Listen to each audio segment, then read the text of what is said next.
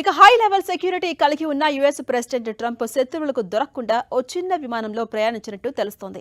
ఇటీవల తుర్కియాలో జరిగిన నాటో సమ్మిట్కు హాజరైన ట్రంప్ తిరుగు ప్రయాణంలో మాత్రం రహస్య ఫ్లైట్ ను ఎంచుకున్నారని అమెరికా మీడియా వెల్లడించింది.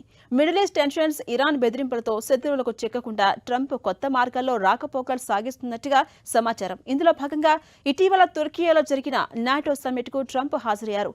అంకారాలో అత్యంత పటిష్ట భద్రతా వలయంలో ఈ నాటో సమ్మిట్ జరిగింది. ఈ సమ్మిట్ అనంతరం తుర్కీ వీడినప్పుడు ట్రంప్ ఓ రహస్య ఫ్లైట్ ను వాడారని యుఎస్ మీడియా కథనం వెల్లడించింది. పటిష్ట భద్రతకు నెలవైన ఎయిర్ ఫోర్స్ 1 ను వదిలి యుఎస్ మిలిటరీకి చెందిన చిన్న విమానాన్ని వినియోగించినట్టు తెలుస్తోంది.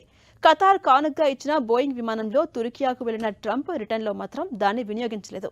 ఎయిర్ ఫోర్స్ 1 ఎక్కారు. ప్రపంచం మొత్తానికి అదే చూపించారు. కానీ అక్కడే సీన్ మారింది.